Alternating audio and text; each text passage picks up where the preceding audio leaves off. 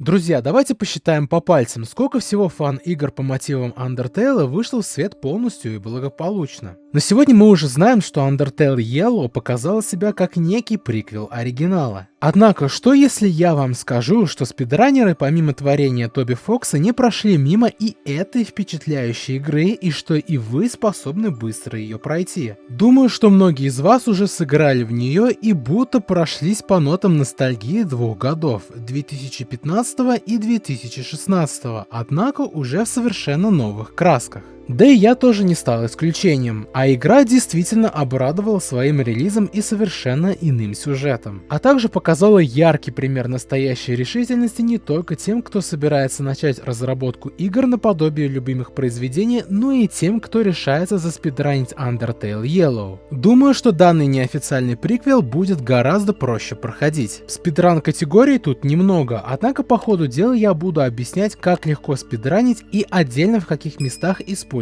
баги. Всем доброго времени суток, а мы начинаем с вами видео спидран на примере Undertale Yellow. Прошу вас досмотреть данный ролик до самого конца, так как интересное все еще впереди. А перед этим важное объявление. Друзья, пожалуйста, выделите свое время на это короткое сообщение. Как вы уже знаете, монетизация мне попросту отказана по понятным вам причинам, из-за чего у канала отсутствует материальная поддержка. Для этого я основал страницу на Бусти. На данном сайте вы можете поддержать канал, отправляя донаты, либо покупая подписку по самой доступной цене. Вопрос: зачем деньги? Отвечаю: скоро я обязательно обо всем вам расскажу, поскольку время для раскрытия пока еще не пришло. У нас есть один платный подписчик. Давайте добьем до 5, а я в свою очередь выпущу доступную для всех базовые уроки по спидранам. Вдобавок предложу вам еще кое-что, а об этом тоже будет рассказано в скором времени. Как можете видеть, свои обещания я выполняю и стараюсь держать свое слово перед вами. Становитесь нашим спонсором. Если нет такой возможности, то нажмите на кнопку «Отслеживать» на нашей странице в Бусти. Таким образом вы тоже осуществляете огромную помощь. Так что скорее переходите по ссылке в описании. А мы продолжаем.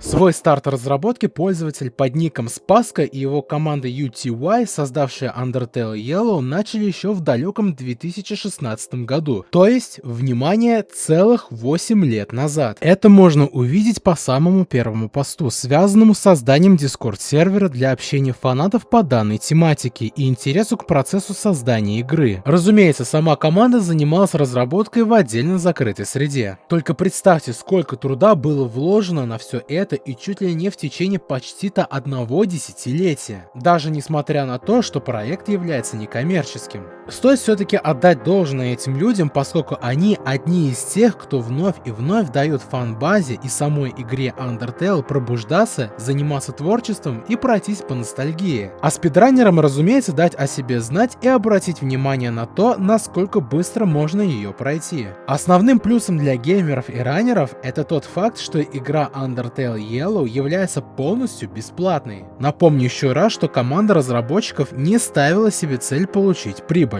Думаю, знаете, что было бы, если бы иначе. Так что и вы, друзья, можете спокойно начать спидран, взяв за основу эту игру. Ранее я вам говорил, что для начала всегда нужно начинать с самого легкого, поэтому в качестве здесь самого простого мы возьмем категорию Neutral и подкатегорию Glitchless. Слегка будем затрагивать и Glitched, ради интереса только в тех моментах, где исполняются гличи. А продемонстрирует нам сей забег американский раннер под ником Mario Man 47. Давайте начнем пошагово проходить. Для начала вы должны начинать игру с полного истинного сброса, ибо категории New Game Plus здесь нет и вам пока это ни к чему. Рассказываю, что в этом случае делать тем, кто играл. Чтобы сбросить на операционной системе Windows, которая есть у большинства из вас, выбираем в пуске «Выполнить», дальше пишем %local update%, жмем Enter, скроллим вниз, пока не увидите файл Undertale Yellow. Заходите и видите файлы сохранения. Удаляйте их и закрывайте папку. Все, чистый сброс. Потом вам пригодится автомешер. Сей софт абсолютно легален для забега.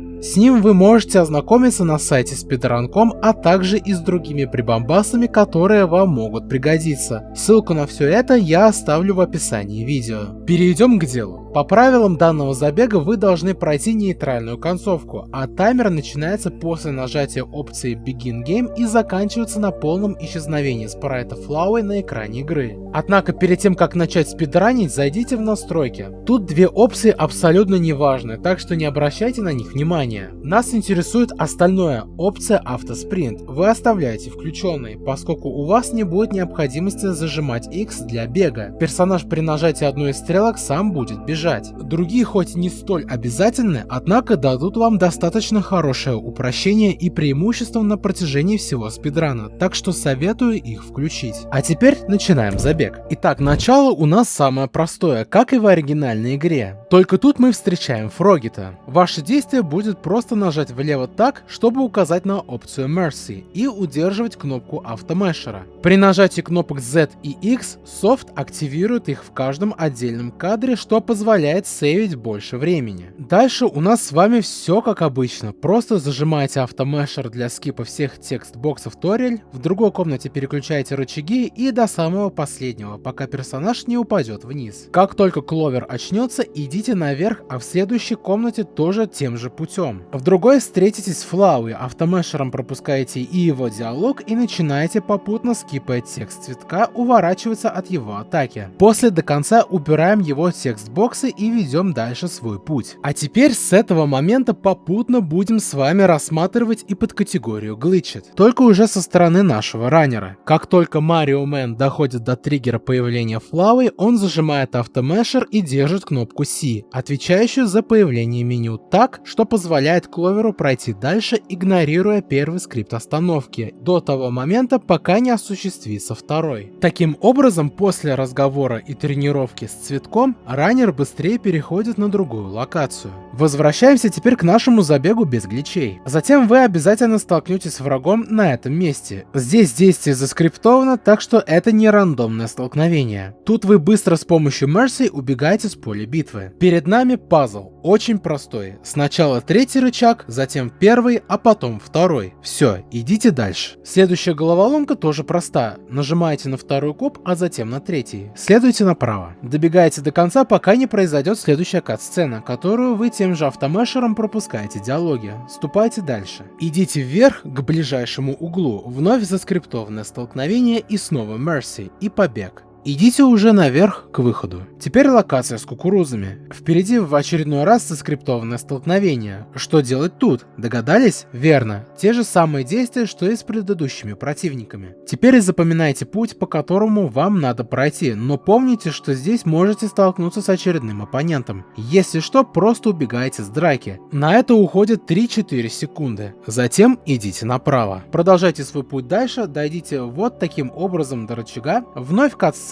Пропускайте автомешером. Быстро переключайте рычаг и направляйтесь налево, вниз и направо. Посередине вновь столкновение. Вы поняли, убегайте, направляйтесь вниз. Продолжайте свой путь до полной темноты и столкновения с мини-боссом Децибатом. Как только началась битва, выбирайте акт, Децибат и Watch. И на этом держите автомешер до победного конца, уворачиваясь от его атак. После пятого хода выбираем Mercy и, удерживая автомешер, щадите его, и битва на этом заканчивается.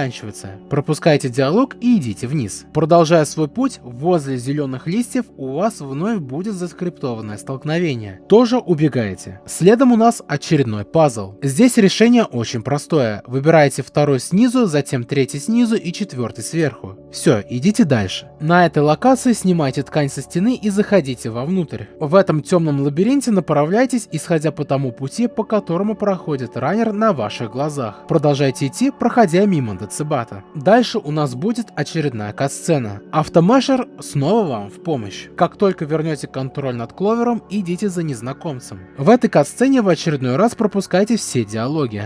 Первый босс — Далв. Здесь вы автомешером удерживаете кнопку Mercy и вариант Spare все 10 ходов, попутно уворачиваясь от его атак. На последнем он не атакует, а будет вести свой диалог. Затем выбирайте кнопку Fight и заканчивайте эту драку. Напоминаю, что мы берем категорию Neutral и проходим нейтральный путь, поэтому ради скорости совершаем такие действия. Вы получаете 5 уровень, что повышает ваше здоровье до 36. После идите наверх, проходя через дом Далва. Потом катсцена с Флауей, где он открывает вам проход дальше. Заходите, продолжаете путь, пока Кловер сам не начнет идти. Следующая локация — Сноуден.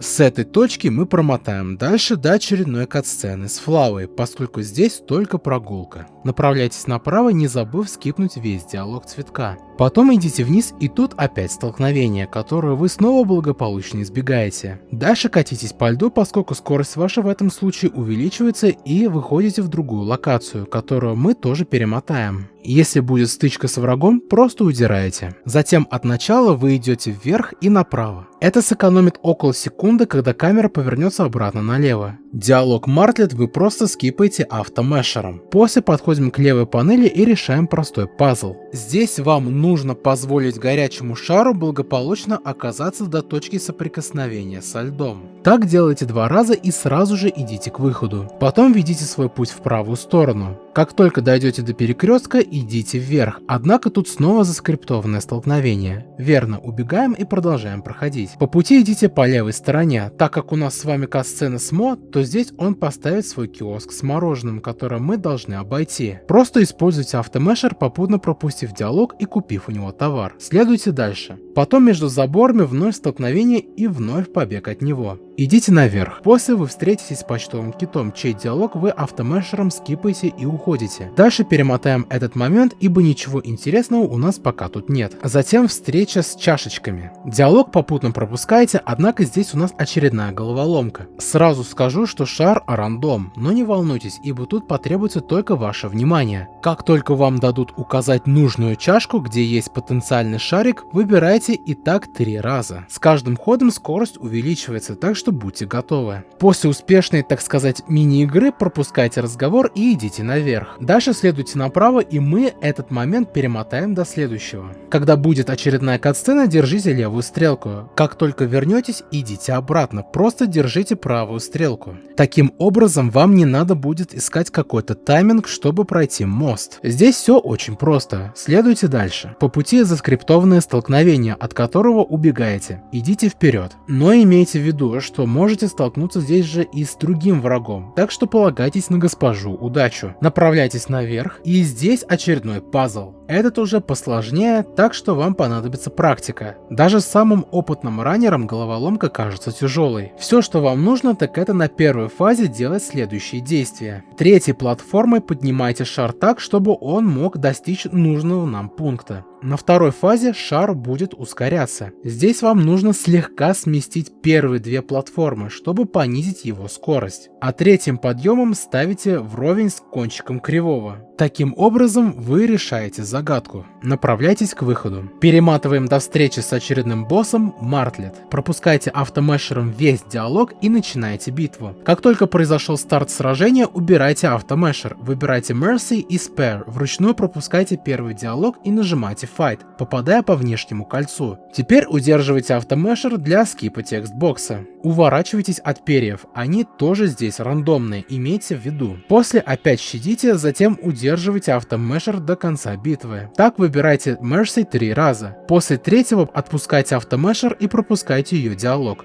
Почему отпускать? Тут есть одна интересная вещь. Если не отпустить, то по какой-то причине паузы становятся длиннее. Так что скипайте вручную, а битва на этом заканчивается. После следуйте за ней. Автомешером пропускайте диалог, начинайте с ней беседу. Затем у нас кат-сцена, которую вы тоже скипаете. Во время плавания просто автоматом пропускайте весь оставшийся диалог, пока лодка не ускорится, так как дальше текстбоксы будут пропускаться сами. А теперь следующая локация — шахты. После пробуждения направляйтесь дальше. Встреча с Флауей, сохранитесь, ибо так вы пополните свое здоровье, и ступайте. Теперь оказываемся в дюнах. Просто идите дальше до следующего экрана. На мосту столкновение, и вы убегаете. Дальше ничего интересного, однако не забывайте, что может быть рандомная встреча с противником. Если так и случилось, вы точно знаете, что вам с ним делать нечего. На другом экране у нас песчаная буря. Вам стоит сейчас посмотреть и запомнить. Однако раннер исполняет тут сложный цикл, так что я не забуду включить сюда его input клавиатуры. Обратите внимание, как Марио Мэн стоит практически на границе между бурей и укрытием. Также на втором стоит посмотреть и этот момент. Здесь, конечно, раннер, судя по всему, нервничал, ибо волновался зайти за территорию укрытия, так как находится в слепой зоне из-за этого каменного образования. Если быть внимательным, то именно здесь находится граница. Под категорией Glitched он не сдрейфил и, как можете заметить, остановился вот на этом месте. Возвращаемся к противоположной субкатегории. Итак, с третьим укрытием делает то же самое, что и с первым. После бури сразу же направляется вниз и направо. А вот тут начинается сложное. Смотрите внимательно. Марио Мэн подходит, но лишь слегка прикасается к границе укрытия, чтобы накопить себе время для перехода ко второму, а затем доходит. Он считает время действия бури, облокотившись на камень, а после пропуская третье, четвертое и на пятом, становясь на границе, ожидает окончания ветра. Дальше направляйтесь наверх. На экране с деревом идите наверх и направо. Ну, тут я уж комментировать не буду. Сами понимаете, что делать. Мини-кат-сцена с перекати поля и вперед. Тут тоже эти растения, поэтому, чтобы их не коснуться и не упасть, идите вниз, а третью волну доджите так, как демонстрирует раннер. После столкновения пропуск и ведите свой путь дальше. Потом подходите к черному камню и забирайте кремень. Он вам потом пригодится, поскольку увеличивает урон. Заходите в шахту и идите направо, интерактируйте с лифтом автомешером. Но имейте в виду, что может возникнуть софт-лок на этом моменте, так что я вас предупредил. Теперь обратно. На этом месте в отсеках для шахтеров возьмите выброшенную пряжку ремня, она вам пригодится, идите налево. Затем подходите к NPC-персонажу, находящемуся в углу. Выбирайте Elevator, а теперь осторожнее, поскольку начнутся загадки. В первом выбирайте Alphys, во втором Magic, а на третьем 2. Все, кирка у вас. Возвращайтесь к лифту. Используйте кирку на него, но без автомешера. Предупреждаю еще раз. Как только он будет доступен, интерактируйте и заходите. Можем момент с передвижением лифта быстренько пропустить. Идите дальше, попутно удирая с битвы. Теперь очередная головоломка, уже легкая. Делайте в следующей последовательности. Интерактируйте с вагонеткой с крестовиной, затем с кругом, но при этом успейте повернуть первые стрелки. Потом нажмите на зеленую, поверните стрелки у нее, а на последнем вторые у синей. А пока вы ждете, когда вагонетки дойдут, экипируйте кремень. Двери открываются,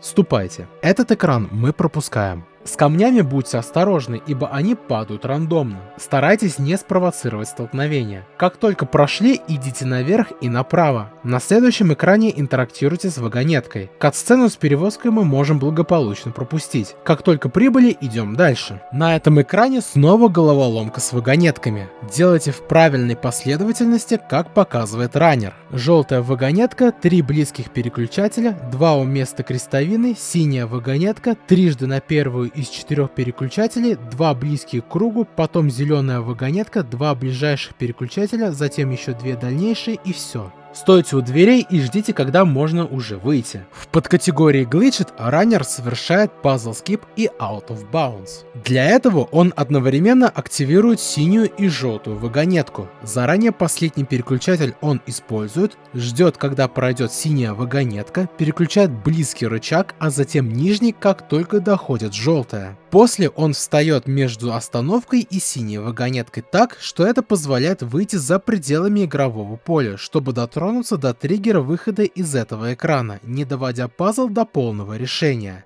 Вернемся к Glitchless. Дальше пропускайте этот экран, а на следующем поднимайтесь наверх через лифт. После очередная кат-сцена с Флауи, в котором вы автомешером пропускаете текст-боксы, сохраняетесь и восстанавливаете здоровье. Идите направо, попутно скипая диалог. По пути вам встретится очередной босс, Эль Танцор. После небольшой кат-сцены, где автомешером пропускаете диалог, начинается битва. Драка с ним не составит вам большого труда, если перед спидраном вы включили авторитм. Просто направляйте стрелки в соответствующие столбы, по которой спускаются полосы, как в игре Guitar Hero. Далее вы используете только вариант Fight, ибо, напоминаю, нам нужна нейтральная концовка, и начинаете в точности попадать в цель. Так делайте 4 раза. На 5-й обратите внимание, что сначала раннер попадает в середину, вторым только лишь когда цель достигла начала круга, а вот третьим нет. так он нанес 41 урон. На 6-й неважно в яблочко или нет, но достигнув круга прицела, вы уничтожаете его моментально. Получаете левел-ап и жизни до 40, и битва на этом заканчивается. Ступайте дальше до следующего экрана, где забираете сумку и заходите в очередной лифт, который направляет вас вниз. Как только прибыли, направляйтесь направо. В подкатегории Glitched раннер использует сумку в качестве панч-карты, то есть предмета, являющегося айтемом из оригинальной игры Undertale, благодаря которому можно воспользоваться багами, например, пропустить кат-сцены. В этом случае делается практически то же самое, только сначала раннер подходит к лифту, открывает меню, выбирает баг, затем ожидает звук на заднем плане и отменяет. Таким образом, он может теперь передвигаться внутри лифта. Как только следующий экран, раннер сначала ждет, когда лифт опустится до конца, а затем просто проходит дальше направо. Теперь локация Дикий Восток. Однако на этом гличи еще не заканчиваются. Есть и еще один. После перехода к следующему экрану раннер открывает меню Item, Hot Pop, вариант Drop, а затем No и резко нажимает на меню снова. Теперь он прогуливается с ним открытым. Также направил указатель на вариант Bag. Как только начинается столкновение, он выбирает сумку и затем закрывает. Убегает от этой драки, тем самым оказывается на точке респауна и переходит на следующий экран. Возвращаемся к Glitchless. Затем у нас очередная кат-сцена наполовину с Флауей и наполовину с Мартлет. Благополучно пропускаем, наша птичка теперь идет вместе с нами. Дальше вместе с ней отправляетесь вниз и направо. Некоторые скрины не имеют ничего необычного, так что мы чисто их пропускаем до следующей кат-сцены. Здесь главный герой встречает, скажем так, злющую пятерку под предводительством шерифа Старла. Разумеется, все это дело тоже скипаем до окончания. Давайте теперь узнаем, что происходит во время первой встречи с этой группой в подкатегории Glitched. Как только раннер заходит на тот самый экран, он вновь использует предыдущий баг, однако после варианта No он держит кнопку вверх, нажимает Z, а затем резко C и передвигается до границы начала первого здания, которое находится справа, попутно направляя указатель на Back. До достижения границы Марио Мэн нажимает на этот вариант и отменяет его, когда начинается диалог Мартлет. Естественно, он его услышит. Мы можем наблюдать, что злющая пятерка уже стоит наготове. Это экономит примерно 10 секунд, направляя Кловер до салона. Возвращаемся снова к Glitchless. В салоне вы чисто скипаете всю кат-сцену до полного конца и выходите из забегаловки. Дальше пропускайте диалог с Церобой или Церобой. Я, если честно, не знаю, как надо ее называть, ну пусть Цероба. Пожалуйста, подскажите в комментариях под видео, как правильно ее величать. Буду признателен. А теперь возвращаемся в салон. Раннер подходит к Старла, начинает диалог и автомешером пропускает. В Glitched Марио Мэн пользуется тем же багом, разговаривает с шерифом и во время общения просто подходит ближе к прозрачному монстру и нажимает вариант «Да». Как только Старл подходит ближе, направляет Кловер чуть выше, дотрагиваясь до невидимого триггера. Однако должен предупредить, что раннер тут сильно рискнул, поскольку данный глич может спровоцировать софтлок. Имейте в виду, вернемся к Glitchless. На главной улице, а также возле оружейной вы чисто скипаете всю кат-сцену автомешером. Однако, когда начинается время стрельбы по манекену, то, как только шляпа на него упадет, автомешер выключаем, чтобы не промахнуться. Трижды используем кнопку Fight, попадаем как раннер по цели и все. Дальше автомешер смело включаем и спокойно пропускаем дальнейшие кат-сцены. Выходите из бара и возвращайтесь обратно. Начните разговор со Старла и вновь главная улица. Кат-сцену пропускаем, но как только шериф и Кловер начнут движение, автомешер временно отключаем. Как только появляется надпись Draw, стреляйте. Вы должны успеть с первого раза. Время появления надписи может быть рандомной, так что будьте начеку. Затем кат-сцена, которую благополучно скипаете. Возвращайтесь снова в салон. Вновь разговор со Старла и снова главная улица. Все верно, опять кат-сцена, скипаем. Как только появляется выбор, выбираем второй вариант, дальше скипаем кат-сцену и возвращаемся в бар для разговора со Старла. Вновь главная улица. Текст-боксы вы скипаете до конца и начинаем битву с мини-боссом. Четверка из зловещей пятерки. Этих ребят не уничтожить, поэтому все это время нажимайте на кнопку пощады до окончания сражения. Старайтесь уворачиваться, поскольку эта драка немного заставит вас попотеть, несмотря на ваши 40 хп. В случае чего вы можете воспользоваться хилом. После тяжелой атаки битва наконец заканчивается. Дальше у нас катсцена, которую также скипаете до конца. Затем идете за Старла сразу же направо. Вы заметите, что вход уже открыт. Теперь разговор с ним уже 1 на 1. Разумеется, это следующий босс игры. Как только он схватит вас с помощью лассо, происходит стычка. Вы должны начать двигаться, иначе драка не начнется. Не забудьте увернуться от первой атаки. Итак, в каждом ходу вы должны атаковать Старла. Необходимо стрелять так, чтобы по нему критануть. Должен сказать, что, к счастью, в этой игре Frame Perfect никак не влияет на криты, так что вам будет проще нанести ему высокий урон. Старайтесь уворачиваться от каждой его атаки. После первых ваших выстрелов держите вверх, так вы сможете избежать дэмэджа. В общем, его атаки здесь не такие тяжелые, если находитесь в лассо. На 8-м финальном ходу вы просто критуете лишь раз, а все остальные просто быстро жмете, чтобы не тратить время на попадание. Старла и так получит окончательный урон, и битва на этом заканчивается. Вы получаете 8 уровень и 48 хп.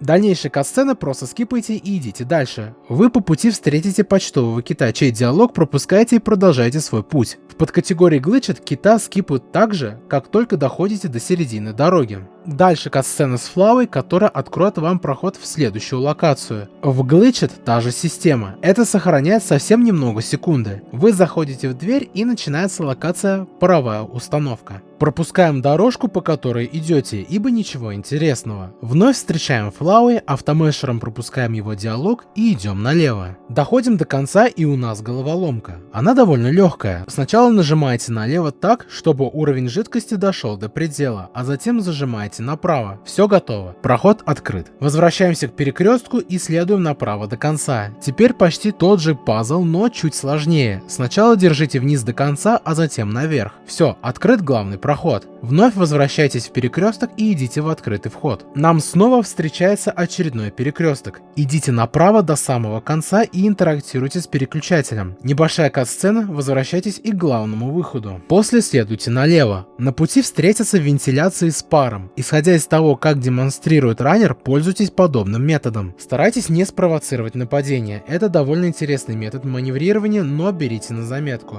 Переключаем рычаг и идем налево. Далее наверх вы попадете на этаж выше. Продолжайте вести свой путь. Можем даже перемотать. А теперь следующая катсцена с роботом Axis. Мы уже оказались в другом месте, где нам помогает приземлиться Флауи. Направляйтесь вниз, интерактируйте с вентиляцией и идите дальше. В подкатегории Glitched он проводит ту же манипуляцию с триггером катсцены и, как только открывается дверь, откуда вышел робот, заходит и после полного потемнения экрана сдерживает влево и вниз. Это делается в целях предотвращения софтлока. Таким образом, он пропускает моменты с падением и вентиляцией. Возвращаемся к Glitchless. Столкновение на мосту вы попросту избегаете и идете дальше. Затем катсцена со скатом. Благодаря ему направляйтесь по тому маршруту, по которому проходит раннер. Также можно воспользоваться мелкими паузами инвентаря, чтобы не спровоцировать нападение со стороны пара. Это потребует практики и времени, так что помните об этом. Далее переключаем рычаг, идем вверх по лестнице и интерактируем с компьютером. Теперь вы открыли себе проход. Возвращайтесь к скату и по тому направлению, которое вам показывает раннер. Сойдите с него и идите дальше. В подкатегории Glitched тот же маневр с триггером ската. Как только до конца появится текстбокс, который можно услышать, раннер жмет автомешер и вступает на морского друга. Затем Марио Мэн просто жмет влево и вверх. Как только скат остановился, просто держит вверх.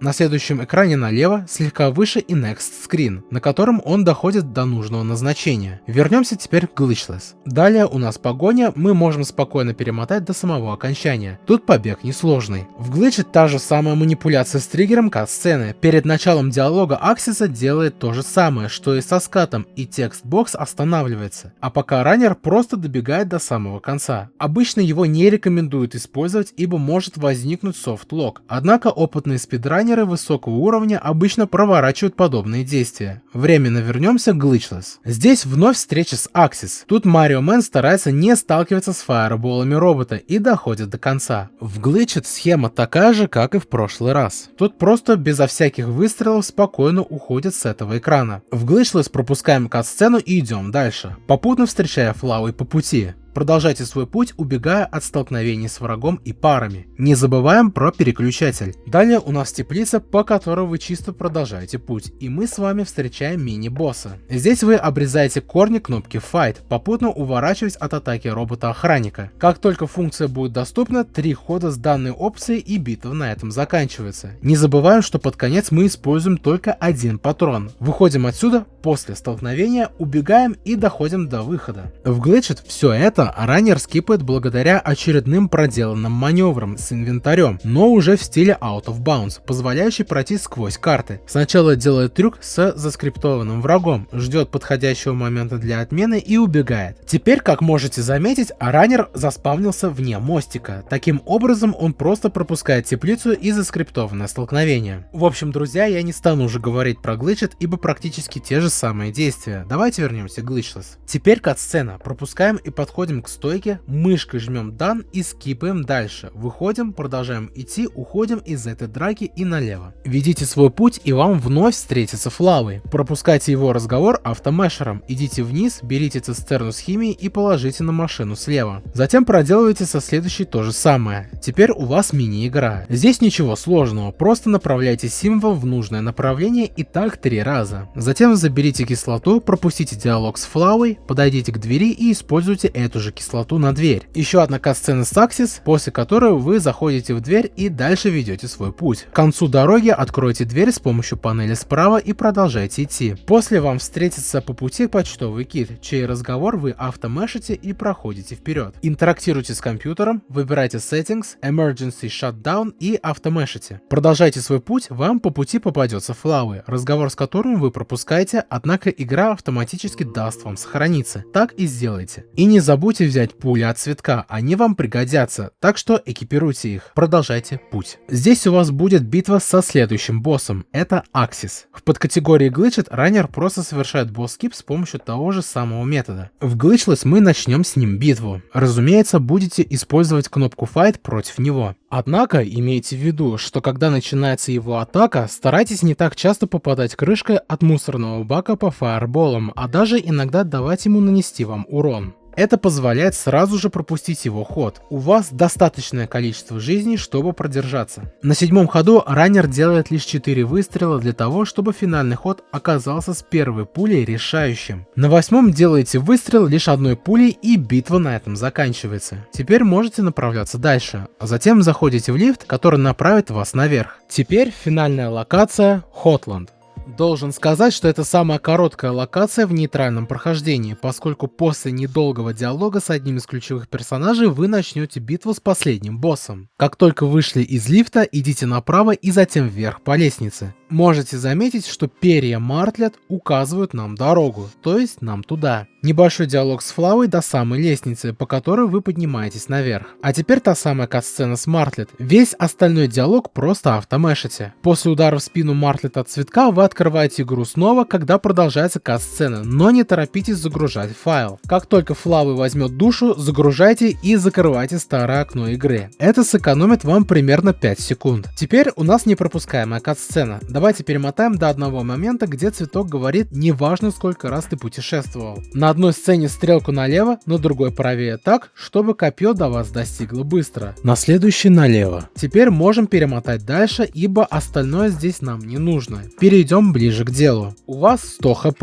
не удивляйтесь. От первых пуль уворачивайтесь, и битва начинается. Первый ход за вами, и выбирайте Mercy. Во время атаки будьте предельно осторожны, благо одни и те же атаки не повторяются, пока игрок не проиграет цветку. Всего вы должны использовать вариант Mercy 18 раз, попутно уворачиваясь от атак Флауи. Когда будете в пространстве в бегущей зоне, где управляете желтым силуэтом, то не бойтесь получать урон. Вы должны достичь до точки сохранения. После 18 раза просто держите правую стрелку. Как только откроется вам дорога, старайтесь проходить мимо цветков вверх и вниз, ибо у них есть хитбоксы. Дальше у нас непропускаемая кат-сцена. Просто ждите окончания. Не забывайте забывайте держать кнопку направо. Затем у нас появляется локация, напоминающая Сноуден. Продолжаем путь, затем наверх, и мы встречаем Мартлет. Автомешер нам в помощь. Так что эту жуткую катсцену вы быстро пропустите. Продолжайте свой путь, а там вы найдете лодку и садитесь на нее. Перемотаем до нужного нам момента, пропускаем короткий диалог. Дальше у нас начнется следующая фаза сражения с Флауи. Здесь старайтесь уворачиваться от разных атак цветка. Как только душу взяли растением, начинайте просто мэшить кнопку Z. После выстрела окажетесь в механической фазе. Теперь нажмите на C, чтобы включился автофайр. Начинайте отстреливать летающие справа и слева техники. После вторая фаза у воротов. Снова взяли с двух сторон и нажимаете Z, чтобы оказаться уже в другом измерении. Также стреляйте в тряпичные на вид цветки слева и справа. Пошла третья фаза, старайтесь уворачиваться. На третьей хватке снова стреляйте, вы должны оказаться в органическом измерении. Отстреливайте нижнюю часть. Как только отпадет, держите Z, чтобы набрать более сильный выстрел и пустить в него снаряд. После вновь фаза с уворотами.